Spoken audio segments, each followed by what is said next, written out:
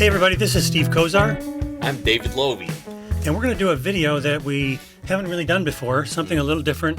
We're going to talk about the issue of being a heresy hunter. Other people have taken it upon themselves to be heresy hunters. And I'm tired of the heresy hunters. For the heresy hunters, because it's like, you know... Dude, the pajama hadeen, those people.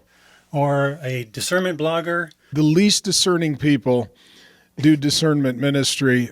Or maybe a movie maker who's making films about a particular theological issue that are controversial. I don't know, like cessationism, something like that. Yeah, right. Just in case you don't know, he's one of the three guys that worked on that recent film. What is it, about a year ago now that it came out? Or not September. Quite? September. Yeah.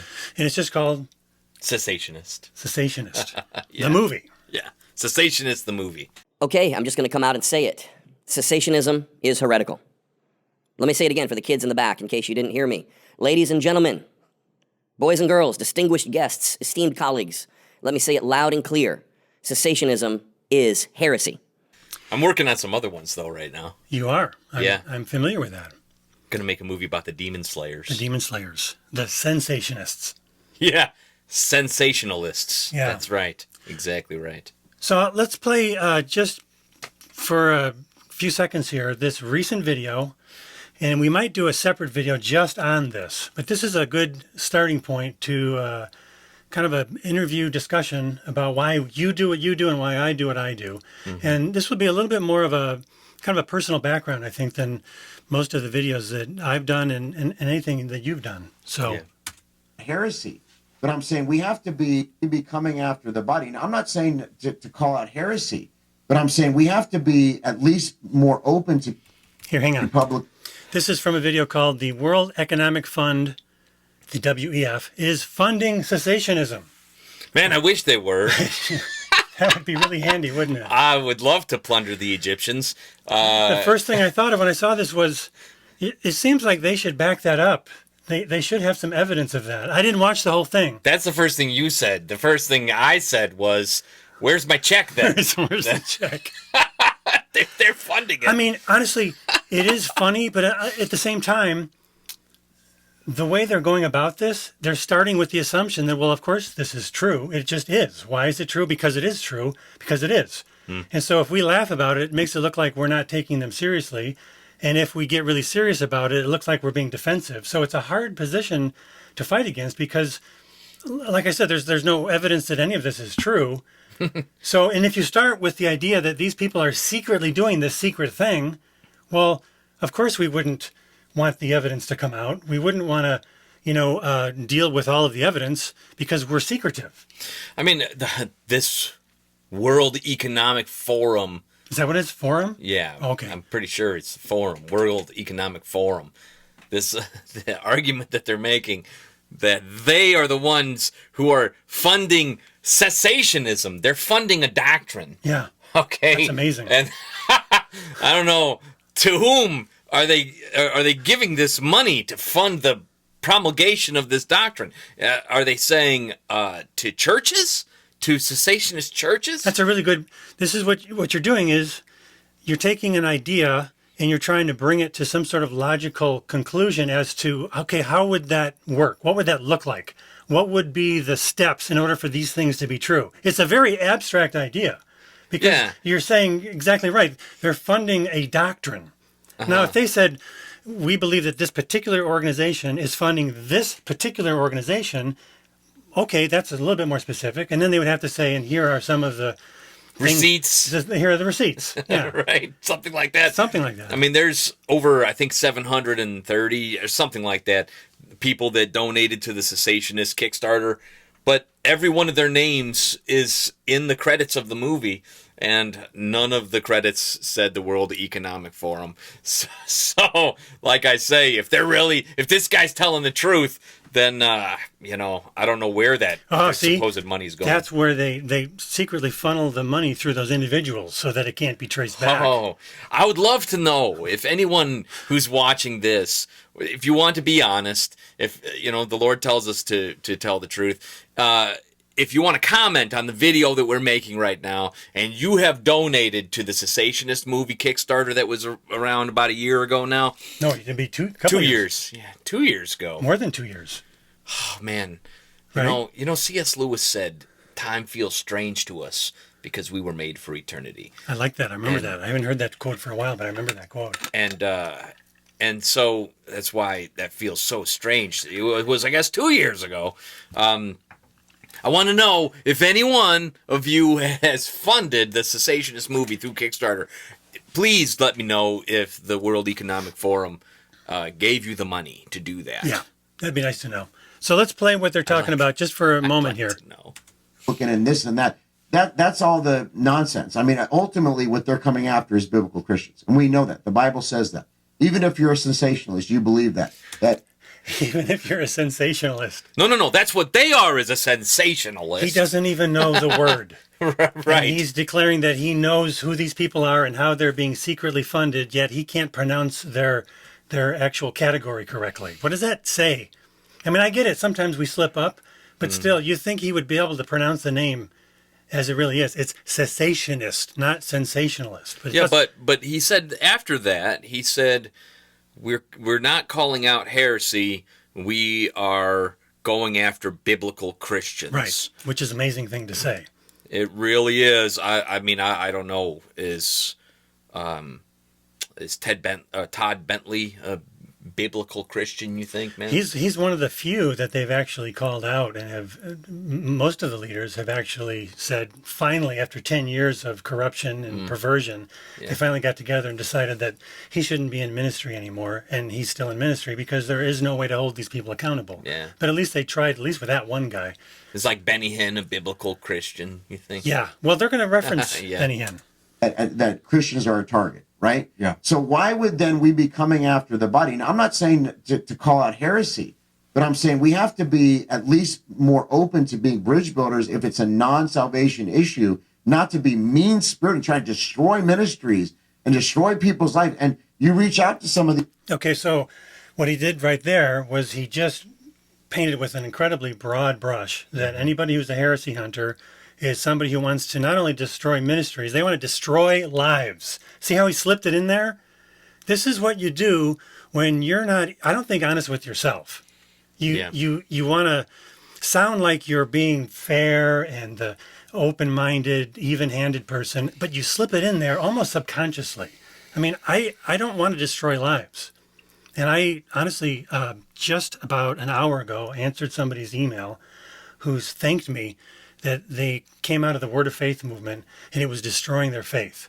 That the Word of Faith movement was destroying their faith. That's what if I was to write down my mission statement, it would be to keep people from abandoning Christianity, because what they think is Christianity is actually a perversion of Christianity, and it's usually the Word of Faith sort of version. That's where I kind of have had my focus. So this guy, Todd Coconato, who's the guy who's speaking here, he's actually calling good evil and evil good. Right. Doing the very thing that he is accusing those who would call him out of doing.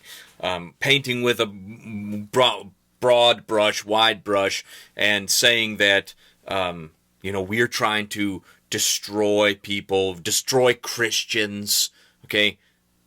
Over secondary things. Over secondary things that don't even matter. Like, so what? The guy, prophesies falsely all the time. It's secondary, yeah. It's not a big deal if they're a false prophet, a false teacher, if they never, actually preach the actual real biblical gospel. Who cares about that? Leave these guys alone. Now, wait, he didn't say that, so you don't want to put words in his mouth, because maybe he does say that the gospel is important in this whole entire, hour-long discussion. Yeah, maybe a better question would be, what is the gospel? That would be an excellent question. Or, along with that, if you might have a nugget of some true gospel in there, yet it's buried under layers of all these other things which are not the gospel, isn't that almost the same thing as not having any gospel to begin with? I think that's a case that can be made and has been made by people like us. Yeah. That there might be somewhere in there buried... Oh, we mentioned the gospel that one time a couple of weeks ago, and Phil Johnson gave a wonderful talk at the what's that conference? The Strange Fire Conference.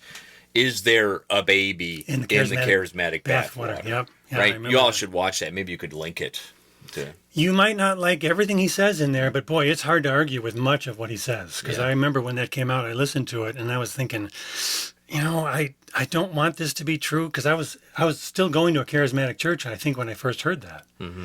But it just kept kind of coming back to me. Yeah, that's right. That's true. That's right. That is. Oh, yeah, that's true. So That was like what, 11 years ago? I think you're right. Yeah. Yeah. A little over 10. I know. These folks, they won't even have a conversation. Yeah, we were just talking about that. Someone recently did a mean-spirited video about myself. And Yeah. by the way, guys, don't give those people the click and the view. But my intent. How would you know that it was mean-spirited unless you clicked on it? Just take my word for it. Right. Okay, so this is a little bit of a diversion, but I think this is really important.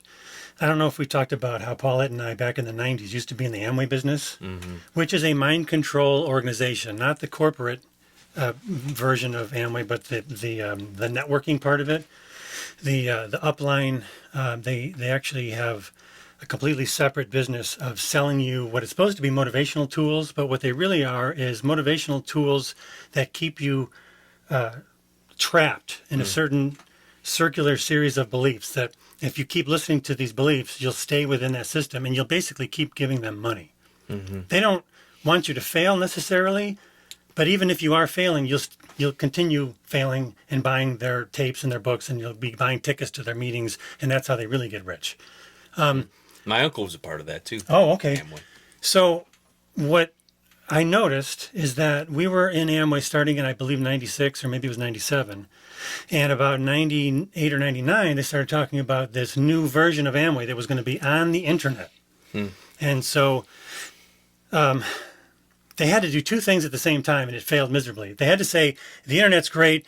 The internet is this new thing. It's going to be where all the commerce goes. It's going to be where people do all of their shopping, and we're going to be the biggest player on the internet. So the internet's great. And at the same time, they were saying, don't listen to people on the internet when they talk about Amway. Because what was happening was people who quit Amway, who knew all of the Started secret blogs, stuff, they man. started blogs. And so, so all the leaders who were still in Amway were saying, those bad people, don't even listen to them, because they're losers. They gave up on their dreams, and they want everyone else to give up on their dreams. So if you listen to them, you're going to be a loser just like they are, and you're not going to have your dreams, because we love you. We want you to have your dreams. We want to keep selling you tapes and books and functions. We want to keep you in this perpetual hamster wheel of debt. So we did that for 4 years. And by the grace of God, I came out of that. And when I stopped listening to the tapes, it only took about maybe a week or two. And my mind started to free up, and I could think more clearly as a reasonable, logical person. And I could see I was being told things that don't really hold together. And it was only after I stopped listening to them over and over and over again that I could have some clarity. So I see that same pattern happening with some of these people. Not to the same extent probably, but very similarly. What he just did there was a very specific version of the same thing. Don't even click on their videos. Or the other thing is, heresy hunters are all whatever. Yeah. They're all nasty, mean, hateful, Hypercritics. They don't care about people. They just want to destroy ministries. They want to destroy lives, which is what the other guy just said. And is it possible that there are some really mean people like that? Of course it's possible. I'm sure there are. I don't think that that's the majority. Yeah, there are. I've met some people in so-called doing discernment videos that probably I wouldn't come and hang out at their house necessarily.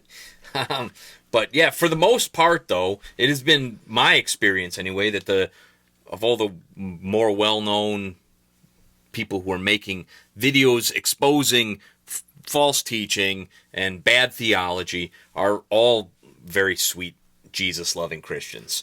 I mean, really, for the most part, that's who they are. And that's what I wanted to talk with you about. I don't know if you want to do it now or if you want to... That's probably a good enough stopping point for this one. From what they just said, we already have kind of a launch pad. Yeah. Because, gosh, there's so many directions we could go with this. For instance, in my phone, I have favorites, and the people I talk to the most it's you, it's Brandon Kimber, it's Daniel Long, it's who we were just talking about a minute ago. Well, I just said Brandon Kimber. I talk to him at least once a week. I talk to Daniel Long a couple times a week. I text with Chris Roseborough. We used to talk more. He's in a place now where he doesn't have as much time. But so this is kind of like a Dr. Michael Brown thing, but it's not really. I don't just know these people because I spoke at a conference one time. Justin Peters, I talk to all the time. I was on the phone with him for an hour just a couple days ago.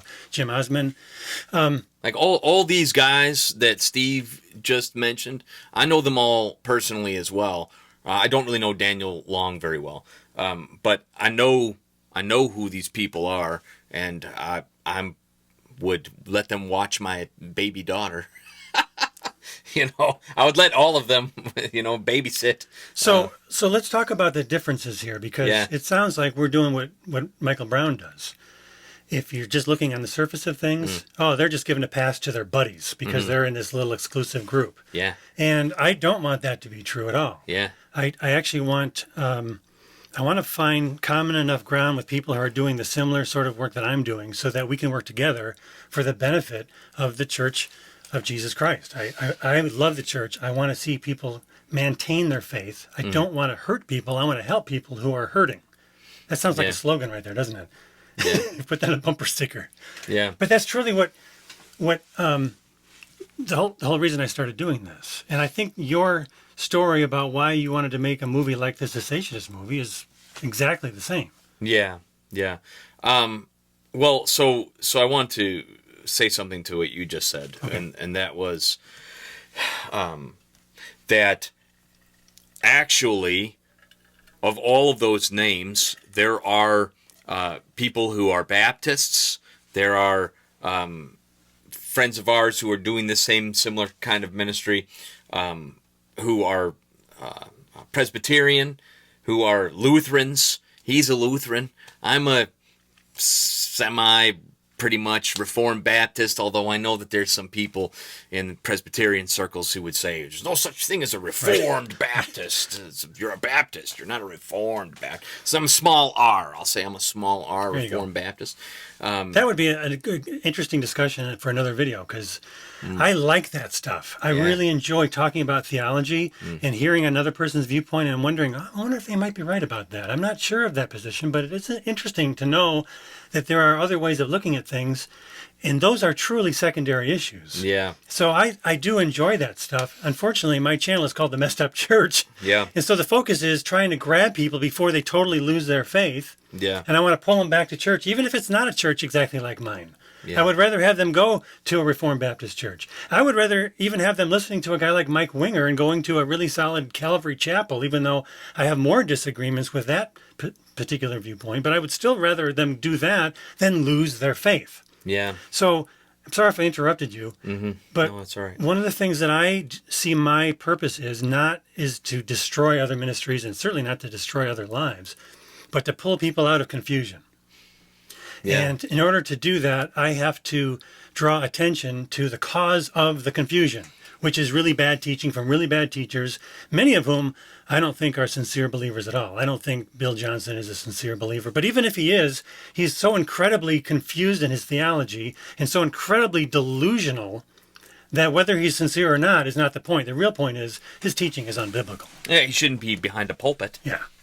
And you know, what these people are saying here about secondary issues, I don't think that teaching falsely in the name of the Lord is a secondary issue. I don't think that prophesying falsely is a secondary issue. These are primary issues. Just read the book of Jude, and you see like what happens to false teachers and false prophets.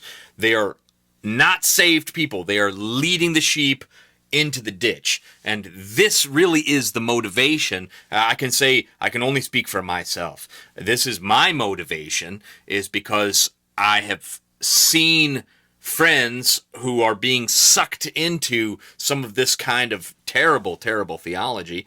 And it compels me, love compels me to preach the truth to them, to expose error, to then expose false teaching, and to point people to the light of Christ. That's my heart in it. I know that's yours as well. And in that sense, our mutual friend Jake Elliott talks about how evangelists are those who have been pulled out of darkness and then want others, are equipped then through seeing the light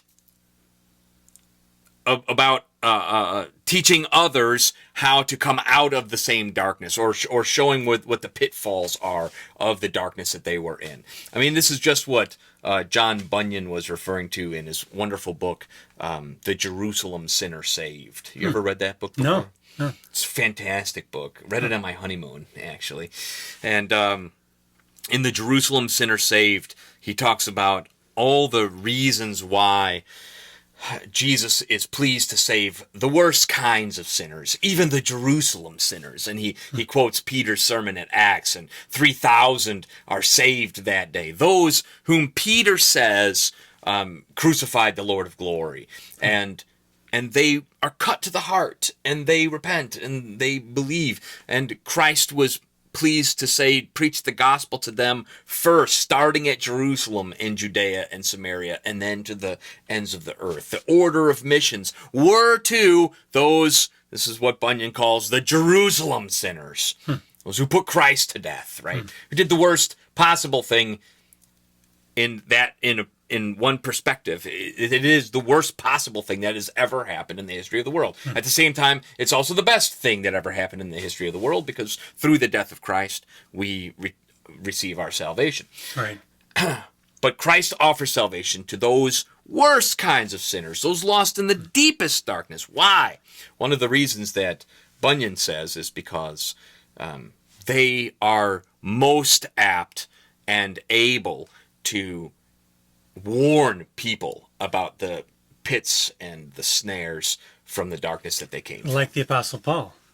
Yeah. He was the worst offender who became the best evangelist. Yeah. Because he saw what great darkness he was pulled out of. Yeah. And he wanted to do the same for others.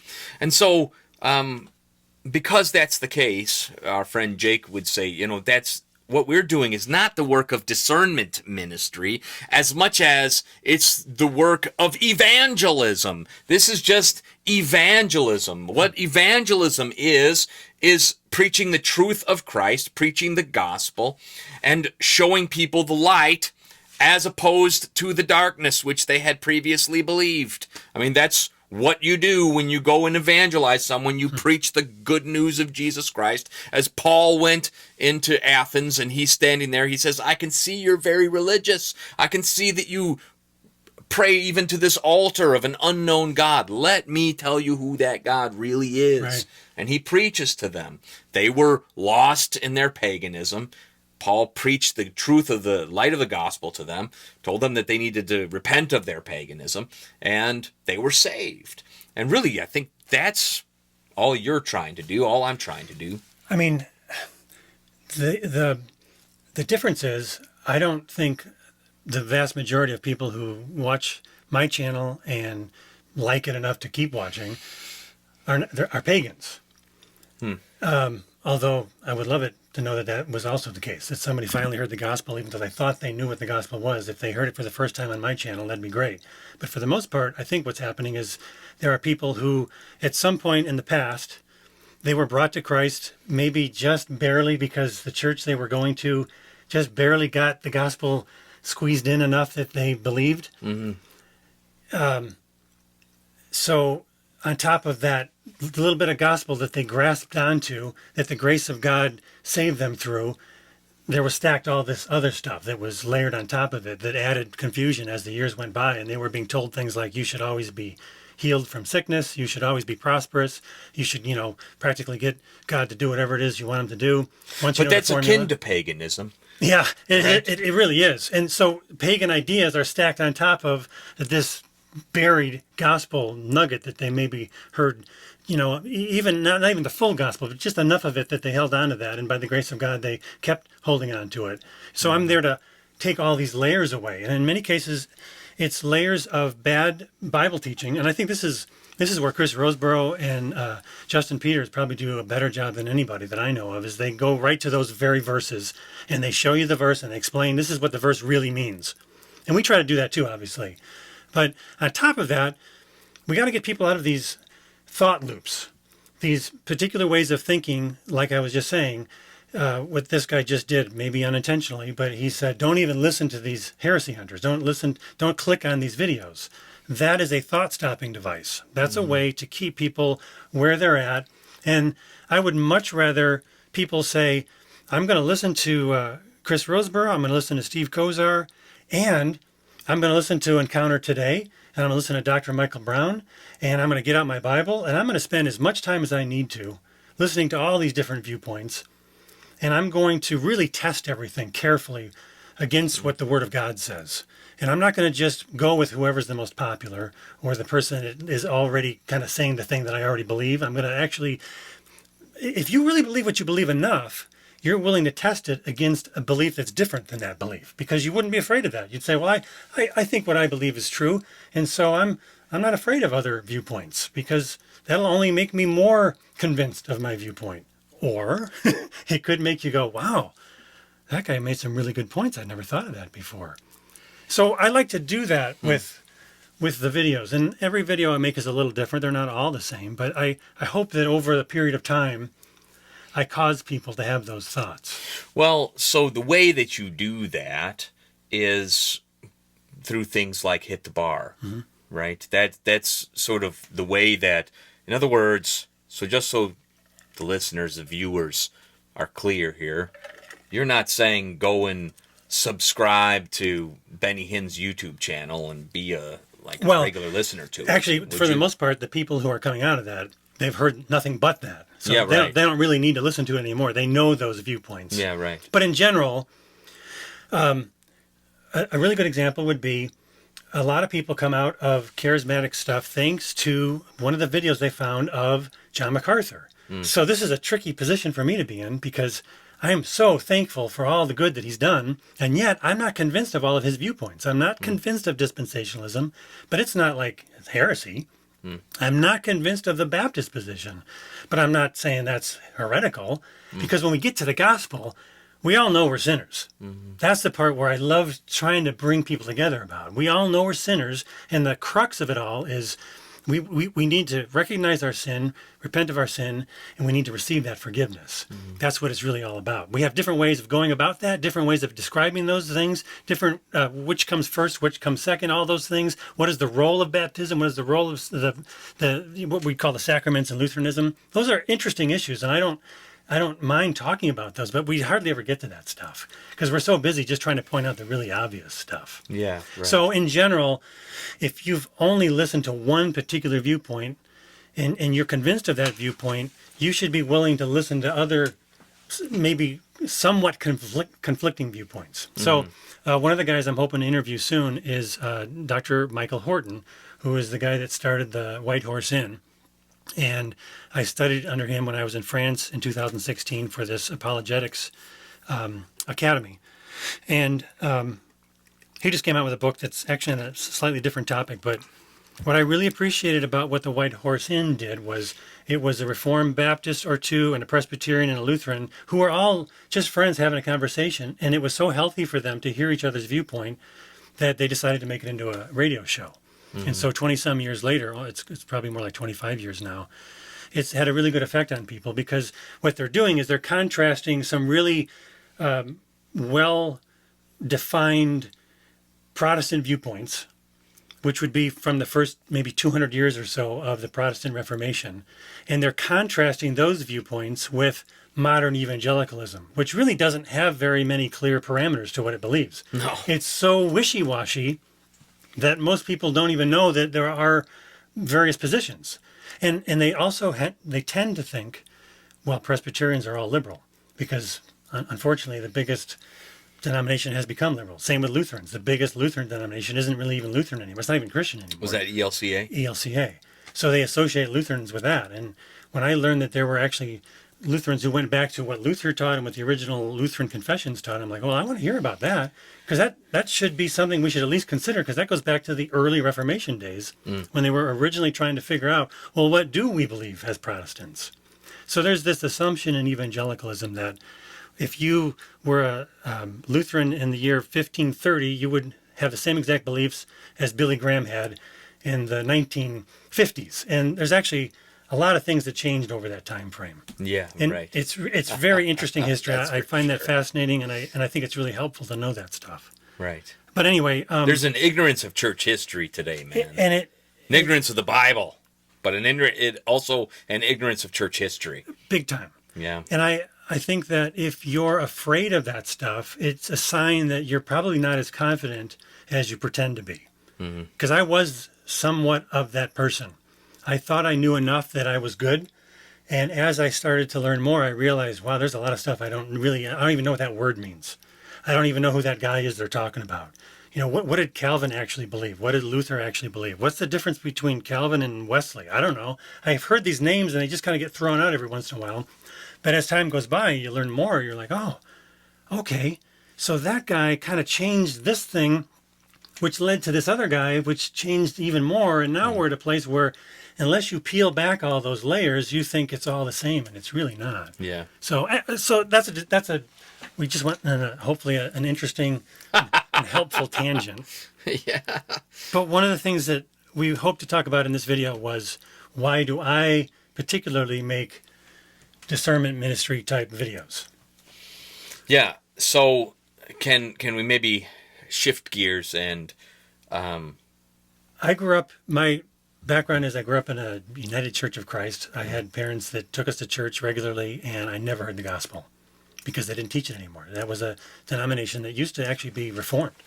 It was a new denomination, and I came into what was the denomination the again? United Church of Christ, which is Okay. one of the most liberal denominations today. But back in the 70s, nice people. The pastor was a nice guy. I was friends with his son in like junior high and stuff. Nothing personal against any of those people, but I never heard the gospel. I, at the same time, was going to not an Awana club, but they called it Stockade, very similar to Awana. And that was put on by the Evangelical Free Church, which was actually in our town. And that was Paulette's parents' church. They were one of the founders of that church. Did you know that at the time? No. Did you guys know each other? We knew each other, but I didn't make all those connections exactly. But I knew I was hearing this gospel message. You just thought she was cute though, but didn't ask her out yet? Not yet. That's right. another topic for another video. right. It's actually a great story. Yeah.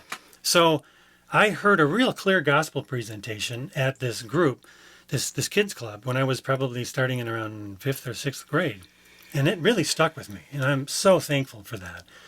And long story short, I became a Christian, and I stopped going to that United Church of Christ. At the same time, my parents got a divorce, and they didn't go to church anyway, and I was the only kid going. I actually was trying to explain the gospel to my high school youth group leader as in my freshman year. You were explaining the gospel to the youth group leader. Yeah, he didn't even know what I was talking about. Wow. It was really crazy. But eventually, I started dating Paulette. I started going to her church, which was the Evangelical Free Church, which honestly today is a lot more wishy-washy, I'm afraid. There's still some great ones, I'm sure. But It is. we Though. we moved to Wisconsin. We were going to an Evangelical Free Church. We got into Amway, which moved us towards a more name it, claim it, positive thinking. It wasn't really totally word of faith. It was more like Robert Schuller, positive thinking stuff, which led us to the church at the time was called Lake City Church. Now it's just called City Church. Originally it was called Madison Gospel Tabernacle. And so we kind of came in the back door of a charismatic Pentecostal kind of faith. And so we brought our kids up in that from the time they were pretty young. All of your children. Yeah, they started in the free church, and then we moved over to this bigger charismatic church. What was the reason, or if you could maybe say, what was the appeal of that as opposed to what you were receiving from the free church? It was the idea that you could have your dreams, because Amway actually was teaching the dream destiny thingy before the church taught it. And I was absolutely shocked when I started listening to Chris Roseborough and hearing these pastors giving these sermons, it sounded like an Amway convention. God has planted a dream in your heart, and he wants you to achieve those dreams. And in order to achieve those dreams, you need to ask Jesus into your heart. So they would have a really weak, weird gospel presentation at some of these Amway meetings. Really? They would say something like that? They would have the 4 times a year, the biggest conventions had a Sunday morning service that they told everybody it's optional, but you really should go because your favorite speaker is going to be there, and he's going to talk about his story. And they would give a gospel presentation. I'm sure there's people that actually got saved because there was, like I said, just enough of a message about Jesus dying for your sins or whatever. God can speak through a donkey. Man. Yeah. So, but on top of that, it was the idea that not only do you need to ask Jesus into your heart or however they phrased it, but it's not only so you can go to heaven, but so that when you're on earth, you can have your dreams and you can help people get their dreams and also become Christians. So they kind of packaged it all together, which was really attractive. It's appealing, right? Especially to Paulette, who loves helping people. And it was really hard for her to come out of that because she felt like, oh, if we don't do this, how are we going to help all the people that we're going to help? Mm. And I had to say, well, but we're not really helping people. We can probably help people still, but it won't be through this business because this business isn't really helping people like we thought it was. So we were in that business. We left the business. We stayed in that type of church because we still believed in a lot of the... Let me ask you. You were speaking earlier, I think off camera maybe, about how the Amway people would say that don't listen to those on the internet who are criticizing us. Mm-hmm. They're just people who walked away from their dreams. Mm-hmm. So is that sort of how you looked at leaving Amway? Were you walking away from your dreams? You know what's really funny is I was an artist, as most of everyone should know. I'm more of an artist than anything. My whole life I've been a really serious professional artist. And I was giving up on my art because Amway was becoming this weird focus. And I was in a thought loop, which said, well, you can be an even better artist once you're financially free. And you can't get financially free from being an artist. You can only get financially free from the Amway business because that's what God is telling you through the weird coincidence of you being invited to these meetings. And, it must be God that you've been invited into this secret special group of Amway people. Mm. So you really had that feeling of you were in this group that was on the rest of the world. They don't understand. Were you making money from it? No, never. Huh. Even the times where I got a small check, it was going out the window in the form of going to meetings and spending money on gas and buying more tapes and books and buying tickets to the meetings and stuff. So no, we lost money every year. $10,000 a year, 4 years, $40,000. Wow. And that's actually small. A lot of people lost everything, including their family, their house, their marriage, their business. It's destroyed countless lives. And most people don't want to talk about it because it's very humiliating. So there's a lot of people who would say, yeah, I was in that. I don't want to talk about it. Or they even learned some things from some of those positive thinking books where, it's not all bad. The idea that you should try really hard to achieve something with life, that's not a bad idea. Mm-hmm. I'm against people being negative. I'm against people being down all the time. I would like for people to reach their potential. But that's not really what Christianity's all about. That's just a nice side effect of living a positive life. You can do that without God, to be honest. But if you had the choice, living broke all the time with cars that are breaking and, all the downsides of being broke, that's not great. I'm not in favor of that. So it's more subtle than just everything's wrong and everything is right. I had to learn a lot of those things. And that it sounds just like the prosperity message. Very much. I mean, they had the same speakers in some cases. Like Mike Murdoch was a teacher that came to some of the big meetings. Huh. So we heard some of the people that are still today really famous. If God has given you a 5x7 dream, you need 5x7 money. If God's given you a 16x20 dream, you need 16x20 favor, 16x20 energy. It is important for you to understand prosperity is not a bonus, an option. Prosperity is a command.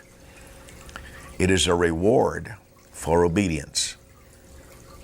Prosperity comes through the following or the honoring of the law of God. The Bible has 2 parts, the gospel, the person of Jesus His principles. One's the life of God, one's the law. One's the king, one's the kingdom. One is an experience with God, one's the expertise of God. According to Scripture, it is not a God experience that creates your money or your wealth or your prosperity.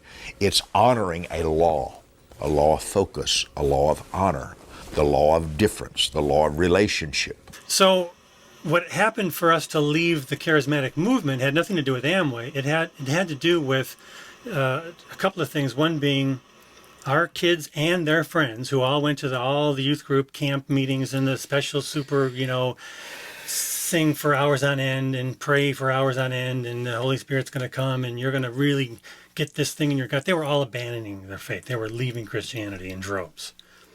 And it was shocking. They were adopting the culture of the world around them much more quickly. And I saw that there wasn't a really sound foundation, and I saw that a lot of the things that we'd been promised, we had prophetic words given to us. I don't know how many people prophesied over me that you're going to be this successful artist. I see the word millionaire. I got all that stuff, and we were more broke than ever. And we were developing bad habits that even a non-Christian would not have developed.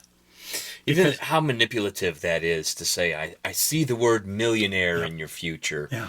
And from a guy who knew that I would be tithing to him. Right. So that's a way to keep you in that place. That if you would leave the person who gave you the prophecy that you're going to be a millionaire, then you won't become a millionaire. Right. Then you have to stay. So what I found was when I left Amway, I didn't give up on my dreams. I went back to my dream, which was always to be an artist anyway. And it felt wonderful. And so when people sometimes comment about how they came out of a really cultic church environment and they feel so free now, I'm like, yeah, I know. I felt that the first time when I left Amway, and I also felt that over a slower period of time when I left the charismatic church. So then what drew you out of being a charismatic? It was all the contradictions. It was all the things that were supposed to happen that didn't happen. And then I was starting to search the internet for people who were going to kind of say it like it is. What do you type into YouTube? I would type say in, it like it is, Christian? No, false teachers, false speaking in tongues, just keywords. And I found Chris Roseborough. I found Bezel T3, Brian Zagnoli. I'm so thankful for guys like that. And I specifically didn't listen to famous people. This is another really interesting topic because as I get more famous and you get more famous and, famous. Any of us, I've talked to Brandon about this the most because his production values are very high. Yeah. And I'm not totally comfortable with that still because people think your teaching is valid because your production values are high. Yeah, right, yeah. And I think, I don't know where to go with this because I almost don't want our production values for this channel to be high. I wanted to force people to say, I'm tired of looking for the guy with slick videos. I want to find the guy who's just telling the truth. And that's what I was doing. Stay in the basement. Yeah, stay in the basement. So Chris Roseborough was the guy, I think more than anybody. I listened to his podcast. This is before he ever did YouTube. And I listened to him for hours. And I was able to do that because I was painting. So I would listen to him. I was typing in everything. And anytime I heard anybody say anything that I didn't know anything about, I would type it in. I would hear something about some leader of a seminary, I would type him in. I would listen to him giving a talk somewhere. I would listen to somebody who was somebody with a podcast or a ministry, I would type it in. And I would listen to him for hours. I later learned that I have a obsessive compulsive personality disorder. And this is not normal, but for me, it was very, very helpful. So in that process, one of the things that I didn't want to do was give away or give up basic charismatic beliefs because I didn't think that was the issue. I thought the issue was the really bad false teaching that I was encountering. Specifically, you asked me what brought me out of the charismatic movement. One of them was going to a church that we had been going to for a long time. There was about a 5-year period with a change of leadership. The new guy brought in new teachings from guess who? Bill Johnson. And from Rick Joyner. And from the International House of Prayer. My middle daughter actually went to the International House of Prayer. She went to a YWAM 3-month discipleship training school. And so she was coming back with some confusion and some reports about some weird stuff. So I was typing in IHOP, cult, things just started showing up. It's really easy to research if you just type in a few keywords. Yeah. So pretty soon, we were going to this big charismatic church with lots of friends, and I was thinking, this is really bad. I'm sitting here and I'm learning all of these things, and I'm hearing about how bad these teachers are from all of these people, and yet I'm going to church and I'm hearing my own pastor reference those same people. And he actually went to a Bill Johnson weekend for pastors. Maybe it was even like a 5-day pastor's getaway. He went on a sabbatical, came back and preached a whole sermon all about how great Bill Johnson was, and he kept quoting Bill Johnson. I mean, it was literally, let me tell you all about what I learned from Bill Johnson and how I'm thinking differently about what I'm going to do for the future, because I think God has, basically appointed Bill Johnson to be this new guy. This was your pastor who was saying that? This was the pastor of this large charismatic church. So like I said, there was a change of leadership. He was the new pastor. We left for a while. We came back because our friends said, oh, this new guy's great. And he is very animated, very passionate. He's a kind of speaker that if you're in those circles, you would say, oh, he's the real deal. He doesn't seem like a scam artist. He's not asking for money. But he was talking all about Bill Johnson. So guess what I did? I doubled down on my research about Bill Johnson, because I wasn't going to bring up anything unless I knew for sure that I had done my homework. There's a guy named Bob DeWay who has a website and a series of radio programs called Critical Issues Commentary. I listened to every one of his shows multiple times. I printed out his papers. I read through them. I looked at the footnotes. I mean, I was obsessive about this. So I didn't want to listen to non-charismatics because I thought I didn't want to give that stuff up, because I think those things are true. Specifically because my own wife had very real charismatic experiences. I didn't have the same experiences that she did, but I trusted my wife more than anybody. So why would I doubt that she had these real experiences? It'd be interesting to talk with her about that as well. And she has talked about it on some other videos. So eventually I started finding these Calvinist people. What does that mean? Who are all these Reformed people I keep hearing from? Because they seem to be the most biblical. I mean, I don't understand exactly what it means to be a Calvinist Reformed person, but I like what they're saying, because so far I'm hearing all this stuff about the gospel. That's what I noticed. They might talk about Calvin a little bit here or there. They might talk about Calvinist theology a little bit here or there. But what I kept hearing more than anything was the gospel. And then I heard Chris Roseborough, who he's a Lutheran? I didn't know Lutherans could be so biblical. I thought they were all liberal. So that really forced me to go, I don't know, maybe I missed something about, maybe there's a new or an old version of Lutherans. That kind of makes sense. Calvinistic Lutheran. Or at least the early version of Lutherans, Yeah. Even I got a used magazine, a very expensive art journal that I would never have bought new. I got a used copy, and it had articles from these very academically inclined theologians, and they were all from mainline denominations. And I'm reading their articles going, oh, these guys are really smart. And they actually kind of are laughing at the modern big box evangelical churches. In their comments, they're kind of, not taking them seriously. Basically, all the people that I thought were serious, like Bill Hybels or somebody like Rick Warren. Rick Warren, yeah. I mean, they kind of were like, these are not serious theologians. I thought they were, because that's all I knew. Right. So from multiple sources, I was starting to get the idea that, these guys aren't really, even though they're famous, and even though they have the biggest churches and they sell the most books and they have the TV shows, I came to a point where I said, I will not listen to these men. I will only listen to people who don't have big churches and don't have book deals and are just doing it because they really seem to want to teach stuff without the intention of becoming rich. Yeah, right. So that's why I was so attracted to Chris Roseborough. I'm like, well, this obviously is not a guy who's getting rich and famous. And it really helped that I was able to meet him in person. I drove a long distance to meet him at a conference, and I drove even further to another conference. And then we actually spent time at his house, and my wife and I got to know he and his wife. So you were processing through your beliefs then about things like the charismata and... Yep.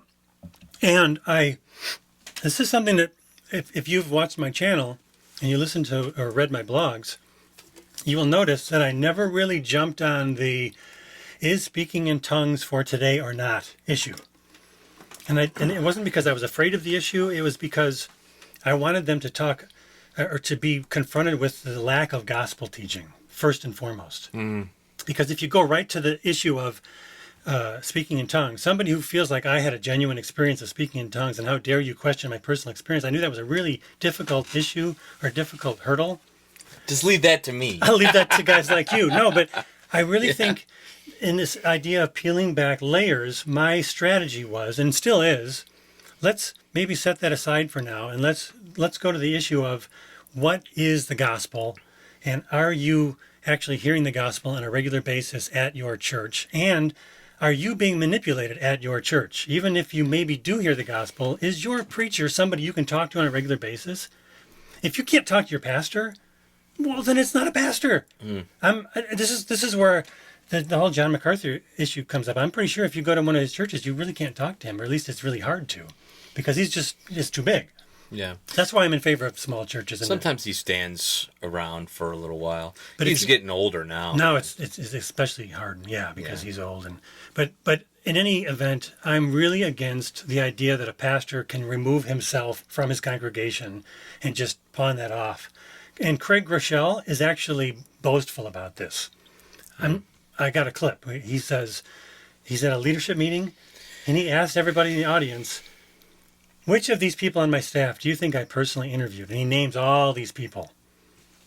He says nobody? He says only one of them, and that's my personal assistant. That's the only person I interviewed.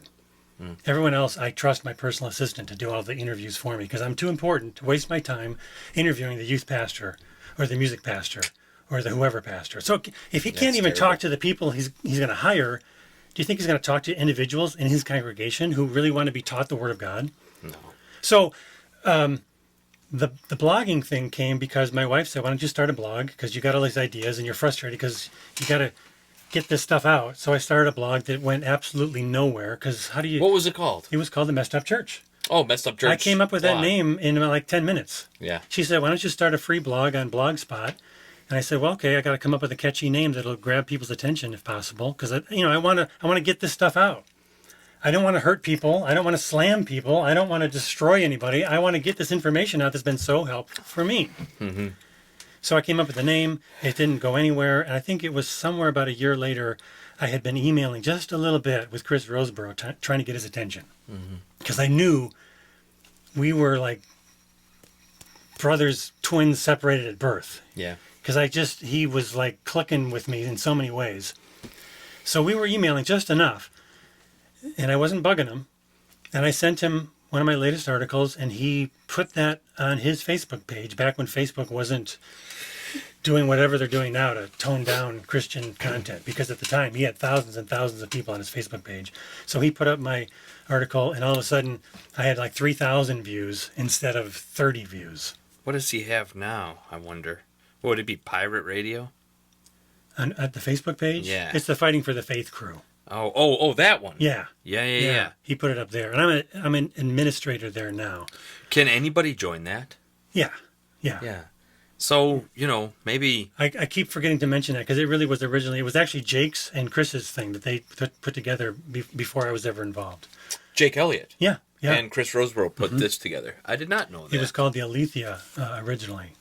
Not Alethea, it was called Uprising originally. That was the name of the group before it was switched over to the Fighting for the Faith crew. Sorry about that. There was some other people involved. Interesting. Yeah, it's kind of cheap. And Chris is not on Facebook hardly ever. He's too busy doing other things. So this is a Fighting for the Faith crew. He mentions it at the end of all page. of his videos, and I never remember to mention it. And it's also weird because I feel like I want people to be there, but I don't want it to seem like I'm in charge of his Facebook page, because I'm not. I'm just an administrator there. I'm not an administrator there, but it's a good page. I like it. It's good because people can ask questions. The thing that I don't like, and this is a big problem I have in general, is that people think you can join and just ask comments about really deep, important issues and expect some random stranger who happens to see your post give you the correct answer. Mm-hmm. You need to find stuff out for yourself. That's why one of my little catchphrases is people need to take responsibility for their own spiritual lives. If you want to ask a question, it's not a bad idea to ask it in a comment on a YouTube video, but it's not the end of the whole thing. Yeah. Why don't you just type it into Google, see what pops up, and then why don't you see what people say about what books to recommend, and take it a step further, because I really I fear for the person who says on a comment, what do you think about Calvinism? And the first person that pops up says, oh, those people are all heretics. And then they go, oh, okay, I got my answer. Yeah, right. Because that's not a good answer. Yeah. I don't agree with everything that Calvinists believe, but I don't believe they're heretics. Yeah. And I would love to flesh that out, and I would love for people to think about it for themselves. And you know what? They might want to become a Calvinist because they really think that that's the best biblical position. Well, I'm going to convince you of it tonight. Okay. So, just like if somebody said, should you become a Lutheran or not? I would say, well, I think you should, but don't just take my word for it. That's ridiculous. Because you're just kind of almost joining the same thing that you were doing in the past. Why did you become a charismatic? Probably for the somebody was really engaging and he told lots of stories and jokes and he was emotionally manipulative, and you went down that path because you didn't do your own homework. So what do I want to do with my channel? I want to pull people out of really, really bad churches. I want them to think about all the theological issues at stake here. And I want to point them to all of the other resources. I don't want to be the answer man for everything. Yeah. I want to point to the answer men. And the answers, or in the Bible, obviously, yeah. Yeah. And the thing about pointing people to the Bible is, and this is a big tangent, I won't go there, but you got to join a church. Yeah. And my advice has always been to join a confessional Protestant church. When I say that, people are like, what does that mean? Well, you need to look into this, because I can't explain it in every single video in detail, because I will drive people nuts by saying the same things over and over again.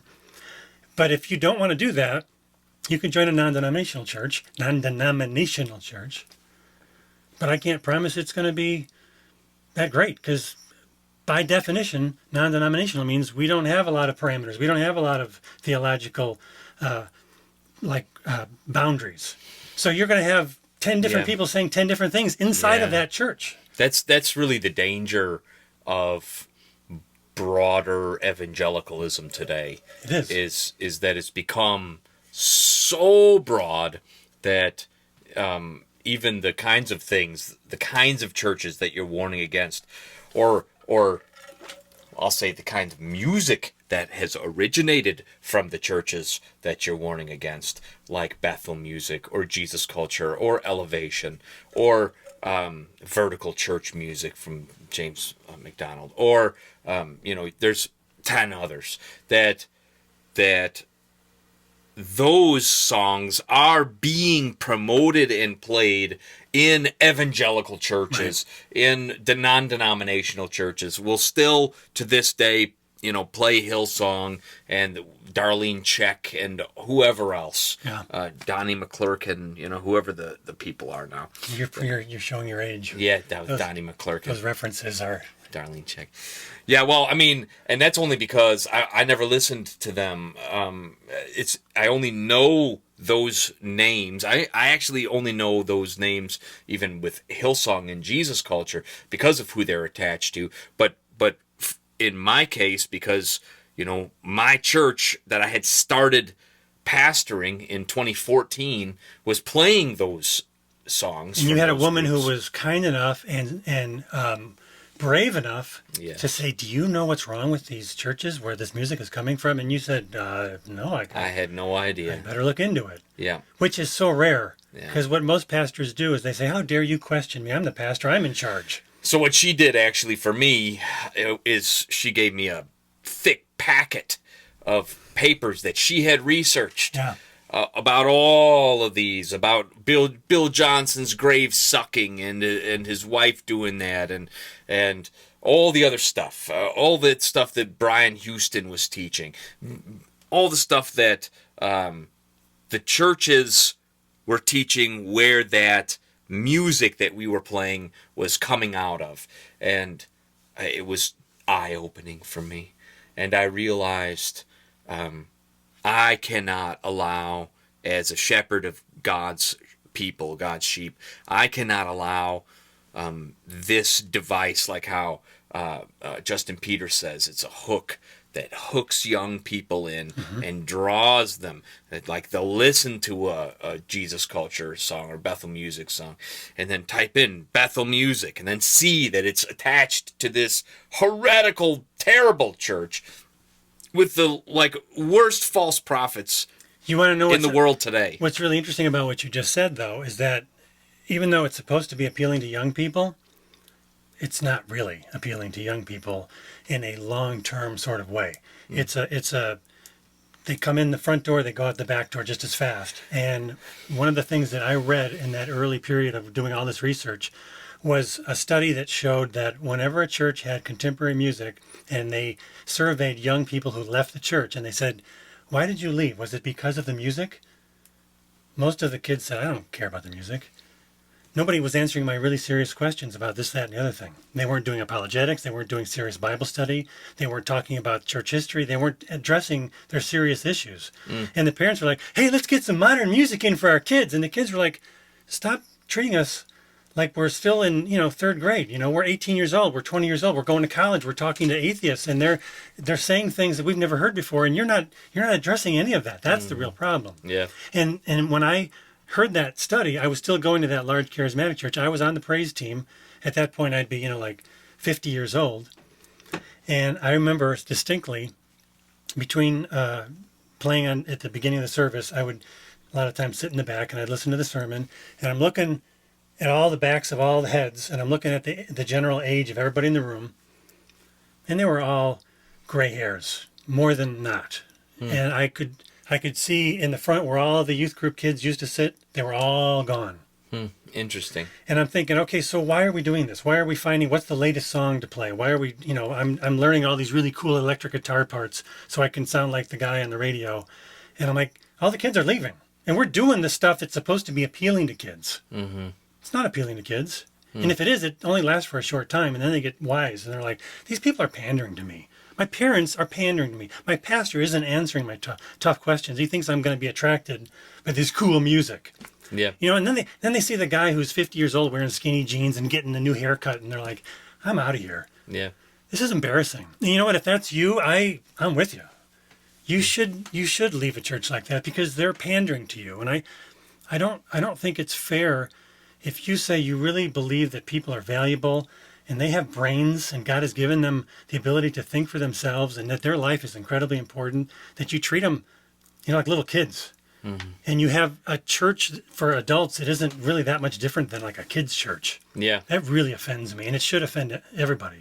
But that was, for me, that very early time in my pastoral ministry was a turning point for me. Once my eyes were opened to that and I saw that, there's this whole other kind of so-called Christian world bearing the name Christian, but actually teaching things that are not Christian, which I simply was never exposed to before, as I wasn't a Christian growing up. And you had to decide: am I going to just let this go? Yeah. Or... For the sake of unity, and I got up into the pulpit like the following week, and I had spoken to the people who were leading worship or whatever. It was a church of about 240 people, and I had spoken to them and said, "We're not going to sing Jesus Culture, Hillsong,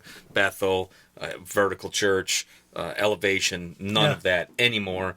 There's an entire 2,000-year history of Christian music, okay? There's plenty of songs that we can find out of the hymn book and, even good contemporary songs that are not attached to actual heretics or heretical churches. And those are the only songs we're going to allow to be played here. And we're going to sing some psalms, too. We're going to have psalms, hymns, and spiritual songs. Yep. And I gave them the reasons why. And the entire worship team quit that day. Really? Except for like one or two people. They quit the church, or they just quit performing? So they quit. They said, "We're not going to perform anymore." And then after that, I got up in the pulpit. I changed my sermon that I was going to preach on that week. I wrote a different sermon. called Wolves That Say Bah. And I preached that, and I said in the service that as a church we're going to go in a different direction. I had spoken to the elders, of course, before I did that as well. And then the following week, there was like 100 less people in the church. 100 out of 240. Wow. It's like, boop, they're gone. It was just really tough, man. And I thought very early on then, in my pastoral life, they're going to probably fire me. But I said to the elders and the search committee, it was a church that had like a committee of the members who were looking for the pastor. I said, if you hire me, I cannot promise that the church is going to grow. As a matter of fact, it might shrink. That might happen because the truth divides. And Jesus says that he came to bring not peace, but a sword. And that's something that these megachurches, they're built on the foundation of whatever makes the numbers increase must be okay. Yeah, right. And it's just not true.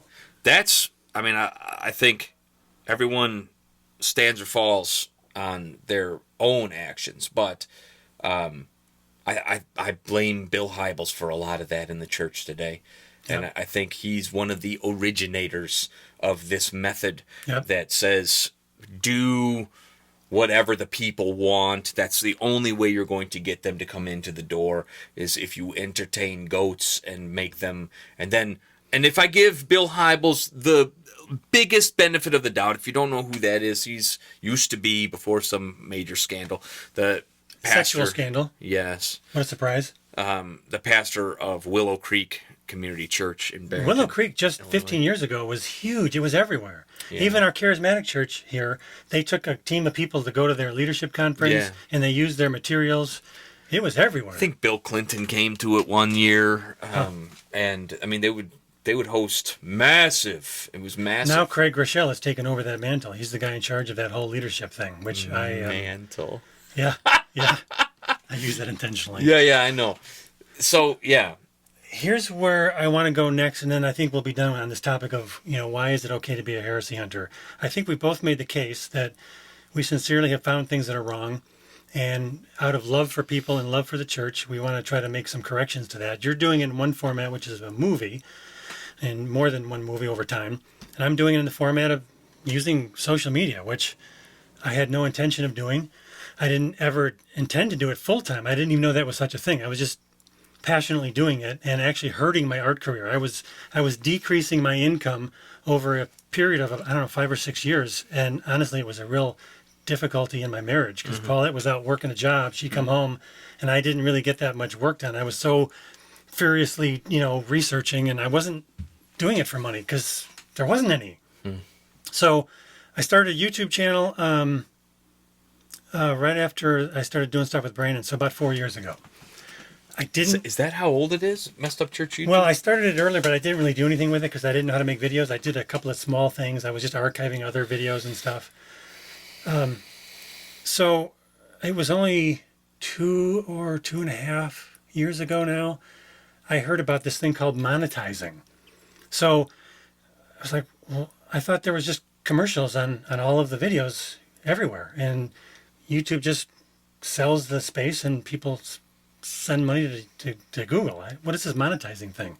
And I learned that no, after you get a certain number of subscribers, I think it's 5,000 or 10,000, you can submit your channel and you can say, I would like to monetize my channel.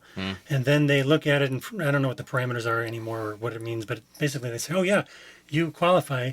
We will now start putting commercials on your channel. And then, a couple pennies per click or however that works. I was like, so I can actually get paid for this. I mean, I've been doing all this work.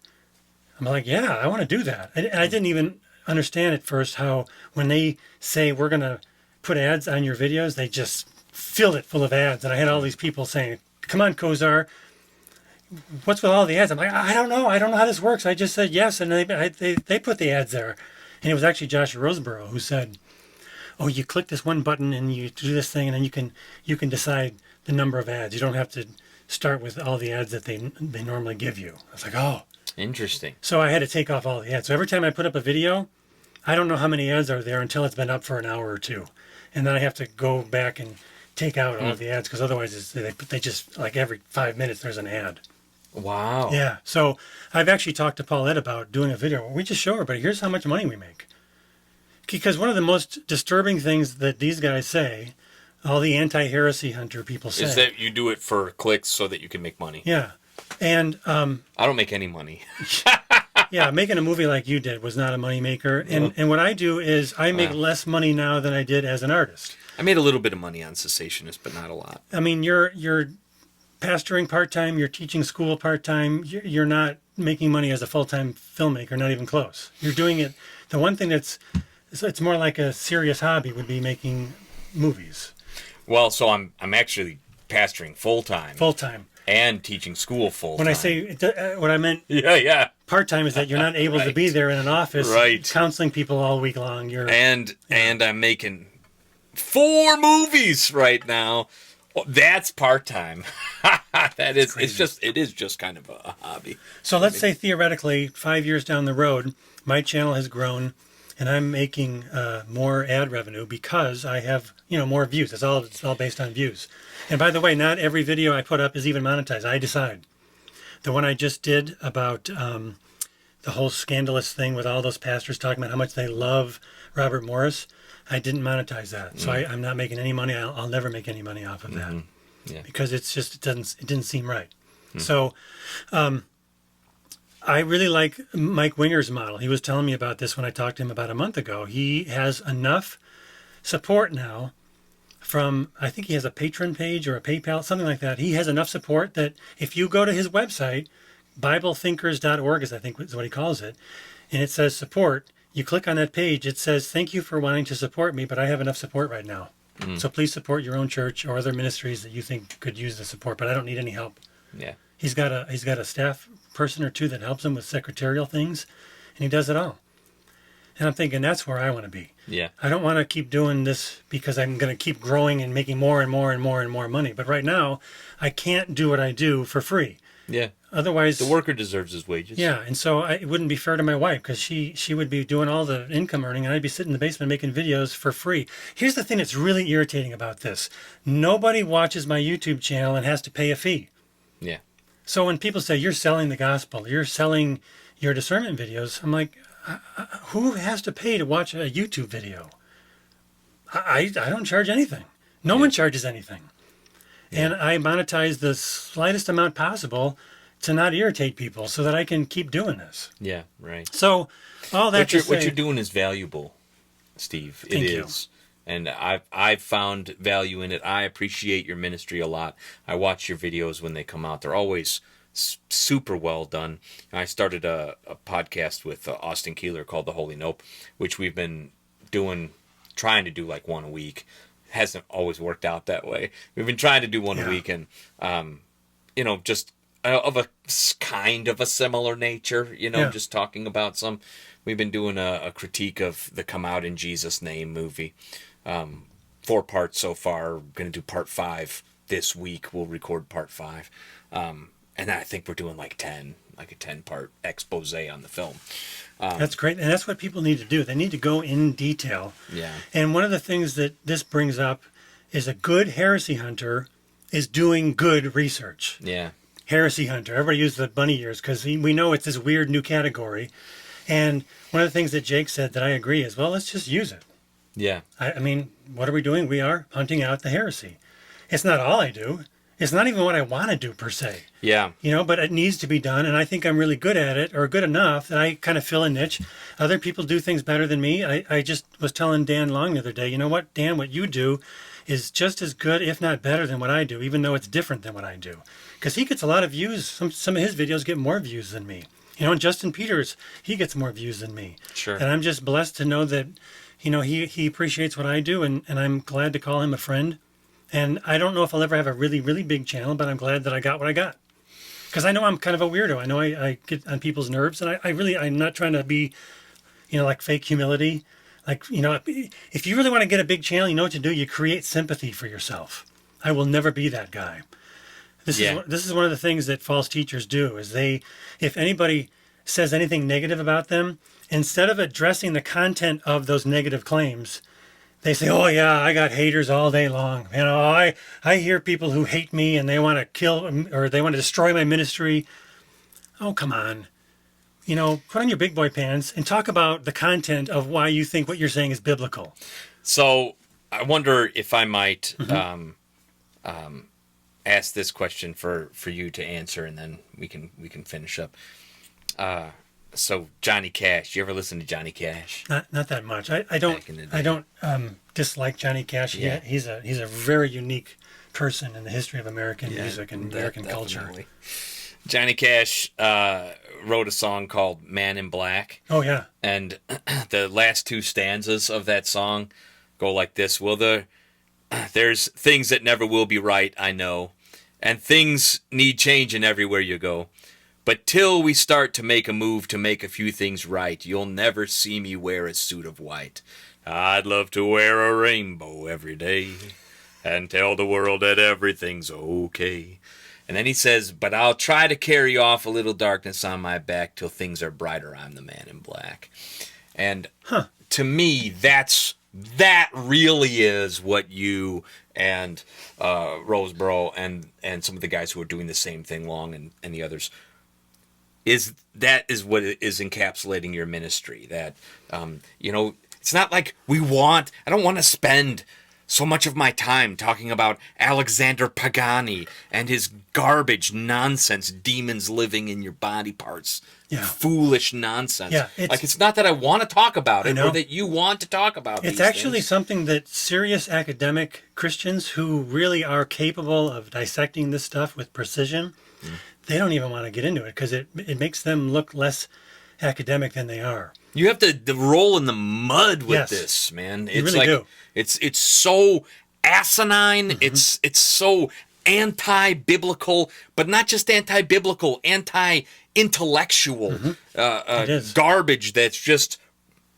put in the name of Christ, and then algorithm revival, and these guys I'm just because I'm thinking about Come Out in Jesus' Name so much. I watched the movie like 3 times. I feel sorry for you. Yeah, that I really felt filthy after watching it. And it's so gross. It's such a twisting of the truth of Christ, of the truth of the gospel. It's such a twisting of it that and so I feel like, even in responding, this stuff is so dumb. It's so dumb. Like, makes me dumber even talking about it. I feel dumber, right? And would I much rather be, just preaching the gospel to the lost, but again, that is what we're doing, is preaching the gospel to the lost. I mean, I'd love to say that everything is all right in the church, but it's not. It's not. It's really not that. Well, this is a ploy that Dr. Michael Brown has made really popular, which is to say all these heresy hunters are condemning people to hell. They're trying to tear people down. They're full of hate, or they're haters. They're super negative. They're super sarcastic or whatever.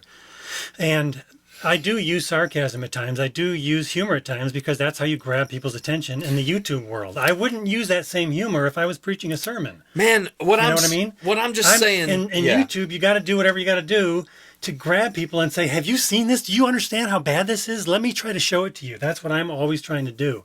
But if you talk to me in person, I wouldn't use sarcasm in a personal conversation. No. I wouldn't use that in a Bible study or at a church event. But dude, you think about Brown says that as if it's an offensive thing to say that these people are going to hell. I mean, of course it's offensive to them. Of course it's offensive. But Penn from Penn and Teller, Penn says he's an atheist, or he claims to be an atheist. He says, how much hate do you have to have for a person if you really believe that there is such a place called heaven and that I'm not going there? Right. How much hate would you have to have for me to not tell me that that you believe that I'm not going there. Yeah. And to call me to repentance, that's hatred. That's real hatred, is to not expose these things, and to expose them is actually real love. Because what we want to do, I know I can again speak for you in this, what you want to do is to, rescue the perishing, care for the dying. Jesus is merciful. Jesus will save. And he uses us to do that. So like a heresy hunter, like I think all Christians in some measure, in some sense, should be heresy hunters. I mean, we should always be Bereans, testing if what is being taught to us is actually biblical or not. And if it's not, we are to expose it, to shine light into the darkness, to expose false teaching. Like, there's nothing wrong with that, ever. There's nothing wrong with that. It's only wrong if you create a straw man version of it. And the straw man version is, you're just pounding people with your own personal beliefs, and this is where they all say, "Oh, it's all a bunch of Calvinists." Yeah, right.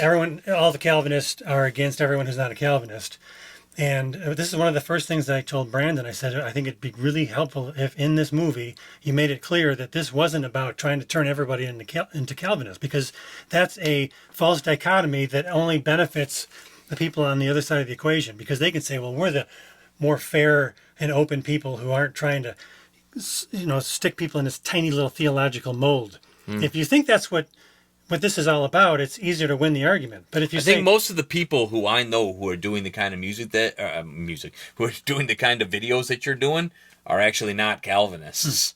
Interesting. I don't think so. I think most of them are not. I mean, Lutherans aren't Calvinists. No. Right? No. And I've talked to some of the other guys. Huh. And there are some who are like, well, I don't know exactly where I stand with that. Yeah. So it's just, like you say, a straw man. It's fake. It's not true. I'm a very, very strong soteriological Calvinist. I am a tulip, 5-point tulip. For sure. That's who I am. And do I want people to be that? Of course I do. See, and this is the thing that I don't know if you've watched. I'm still your friend, even if you're not. This is what I really want to make clear, is that like if you watch some of the channels of Orthodox channels or Roman Catholic channels, the good ones, not the weird ones, but the ones that are sincerely trying to push their viewpoint, and this is the good Roman Catholic channel. You know what I mean? Not the ones that are. They're actually trying to take it serious. I see what you're saying. In terms of they really believe their doctrine or whatever. And okay. Another example is probably even more of what I'm thinking in my head is I sometimes have listened to ancient liturgical music, especially from Orthodox, because I have that Eastern European background. I really like the modes, the scales that they use. I love that kind of mystical sounding music that isn't Western. It's what we would call Eastern. Kinda? Yeah. It's just, I find it very beautiful. And I find that when you go to those channels, the love that is shown in the comments is overwhelming. The people are saying, I'm Roman Catholic, but I love my Eastern Orthodox brothers and sisters. There's all of this gushing because they feel like they're going back to something ancient and true. And I wish there was more of that in Protestantism. I wish there was more of this sense of, we have this rich history. It takes the best of everything that came before us, which would include some of the things that were going on in the churches before Protestantism. We don't think that the Christian church started with Luther or with Calvin, but we also think that there was some really great reforms that took place. And so we should embrace all of the best of church history, and we should try to see the best in each other in a sense where we're not constantly fighting. And this us versus them thing is really useful to a point, and then you cross the line. It's like, okay, I don't want to do that anymore. I want to be fighting all the time. Yeah. That's why I love having you on my show, because I'm trying to demonstrate that. Yeah. And that's why I love working with a guy like Brandon. Even though he's not a Lutheran, he wants to get people like me to at least share our viewpoint so that people know that there is those options are there. And more importantly, you can start a channel called Friends with a Calvinist. Who does a great job of this is Keith Foskey. Yeah. I just mentioned him. He's very good. I love what he's doing. Yeah. Because he's got a sense of humor about being a Calvinist. That intro he does is just hilarious. Yeah. Like that 70s sitcom kind of an intro. I think he became my Facebook friend recently. Yeah, I want to do an interview with him. I was actually on a panel with him once, but I just said hi to him in the panel. I don't really know him. Anyway, that's a tangent.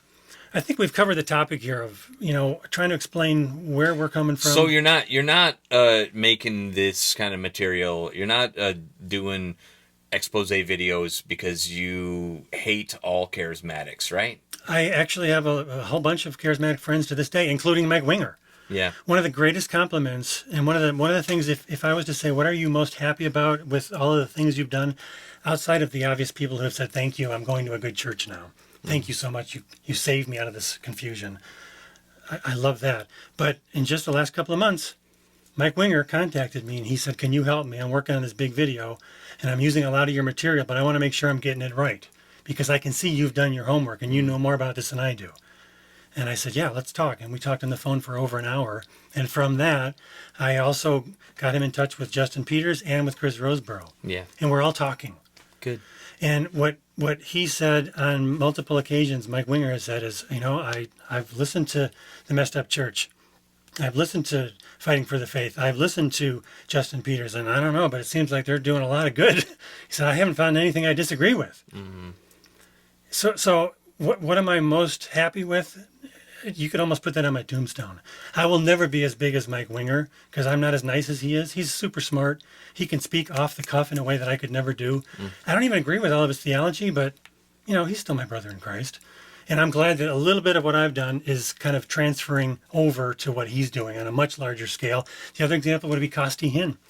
I was so happy he was on Chris's show earlier in the year talking about how much he benefited from my articles on the Messed Up Church. Yeah, amen. And we only talked on the phone a few times, and he's great. I love what he's doing. And I'll never have the platform that he has because he's the nephew of Benny Hinn. So a little bit of what I've done is transferring to him, and he's taking it to a much bigger audience. So I'm super thankful for that. Yeah. Thanks, brother. Thanks for explaining that, too. I think it's really helpful to know your heart and why you're doing what you're doing. And I think that's good, but at the same time, what really matters is the truth of what I'm saying. Yeah. What if my heart isn't pure? Yeah. What if this whole thing is a scam? Yeah. Even still. If I wanted to scam for money, this is how you would do it. You would pretend to be sincere. Yeah. Rather just go look after the truth of Scripture. Yes. What does the Bible actually say about this thing? Yeah. Yeah. So, okay. Hope that helps you guys get a better perspective, kind of the inside scoop of where he's coming from and where I'm coming from. And I think some of the other guys that we associate with are coming from. Amen. Yep. God bless you guys. Bye-bye. Basta!